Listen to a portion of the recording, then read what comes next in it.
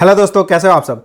दोस्तों, Indian oil corporation limited IOCL की तरफ से नॉन एग्जीक्यूटिव की 500 से भी ज़्यादा वैकेंसीज निकली हुई है।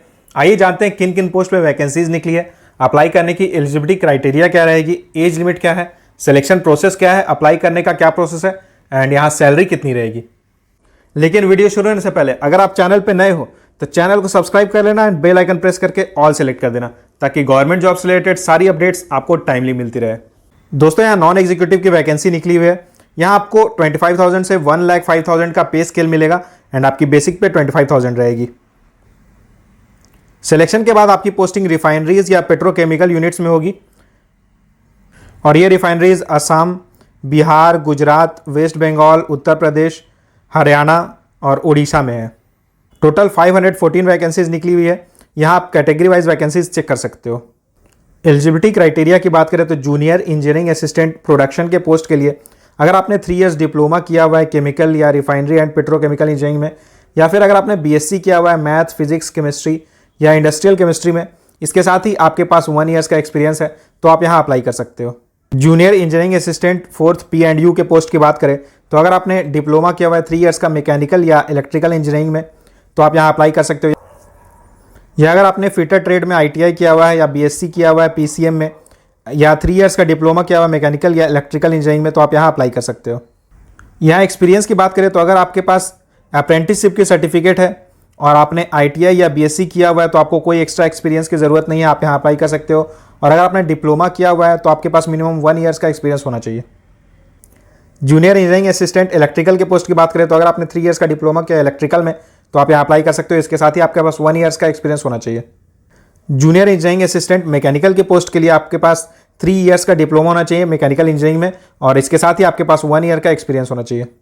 इंस्ट्रूमेंटेशन के पोस्ट की बात करें तो अगर आपने इंस्ट्रूमेंटेशन एंड इलेक्ट्रॉनिक्स या इंस्ट्रूमेंटेशन एंड कंट्रोल इंजीनियरिंग में 3 इयर्स का डिप्लोमा किया हुआ है और आपके पास मिनिमम 1 ईयर का एक्सपीरियंस है तो आप अप्लाई कर सकते हो। जूनियर क्वालिटी कंट्रोल एनालिस्ट के पोस्ट की बात करें तो अगर आपने BSc किया हुआ है with physics, chemistry, industrial chemistry and mathematics और आपके पास 1 ईयर का एक्सपीरियंस है तो आप अप्लाई कर सकते हो।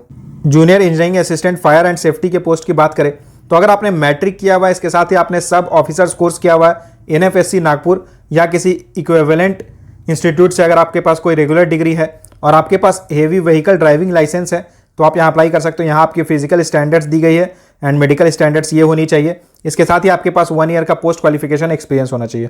Junior material assistant, junior technical assistant की पोस्ट की बात करें तो अगर आपने 3 इयर्स का डिप्लोमा किया हुआ है मैकेनिकल, इलेक्ट्रिकल या फिर इंस्ट्रूमेंटेशन इंजीनियरिंग में और आपके पास 1 ईयर का एक्सपीरियंस है तो आप अप्लाई कर सकते हो।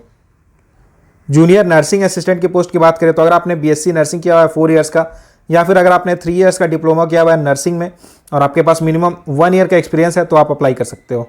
अगर आपने डिप्लोमा के बाद BE BTech किया हुआ है या फिर MBA वगैरह कुछ किया हुआ है या कुछ हायर डिग्री किया हुआ है तो आप यहाँ अप्लाई करने के लिए एलिजिबल नहीं हो। सिलेक्शन प्रोसेस की बात करें तो यहाँ आपका selection written test plus skill test, proficiency test and physical test के बेसिस पे होगा। आप IOCL की ऑफिशियल वेबसाइट पे जाके रजिस्टर कर सकते हो। अगर आप जनरल EWS या OBC कैटेगरी में आते हो तो आपको 150 रुपीज़ पे करना होगा।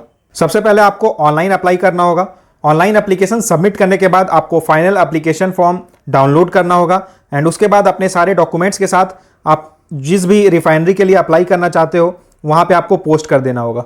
एप्लीकेशन के साथ ये सारे डॉक्यूमेंट्स आपको अटैच करने होंगे। यहाँ सारे रिफाइनरी की एड्रेस मेंशन्ड है। आप जिस भी रिफाइनरी में अप्लाई करना चाहते हो वहाँ आपको अपने सारे डॉक्यूमेंट्स पोस्ट करना होगा। इंपॉर्टेंट डेट्स की बात करें तो ऑनलाइन एप्लीकेशन स्टार्ट हो चुकी है। अप्लाई करने की लास्ट डेट 12 अक्टूबर रहेगी। एप्लीकेशन के प्रिंट आउट एंड डॉक्यूमेंट्स अगर आप पोस्ट करते हो तो बाई ऑर्डिनरी पोस्ट अगर आप सेंड करते हो तो मैक्सिमम 23 अक्टूबर तक उनके पास पहुंच जानी चाहिए। और या फिर आप ये कर सकते हो कि जब आप रिटन टेस्ट देने के लिए जाओगे तो उस समय आपके जो भी डॉक्यूमेंट्स रहेंगे वो आप एक साथ ही हैंड ओवर कर सकते हो उनको। और रिटन टेस्ट की टेंटेटिव डेट 24 अक्टूबर रहेगी। इसके साथ ही आपकी जो रिटन टेस्ट की रिजल्ट रहेगी ये 11 नवंबर को आ जाएगी। अगर आपने ITI डिप्लोमा किया हो तो आपके लिए बहुत बड़ी अपॉर्चुनिटी निकली हुई है इंडियन ऑयल कॉर्पोरेशन लिमिटेड की तरफ से। इस नोटिफिकेशन के लिंक मैंने डिस्क्रिप्शन बॉक्स में डाल दिए, आप वहाँ जाके चेक कर सकते हो एंड अप्लाई कर सकते हो। और इससे जुड़ा अगर आपका कोई सवाल रहता है तो आप मुझे कमेंट करके पूछ सकते हो। इसी तरह की गवर्नमेंट जॉब से रिलेटेड रेगुलर अपडेट्स पाने के लिए चैनल को सब्सक्राइब जरूर करें। Thank you.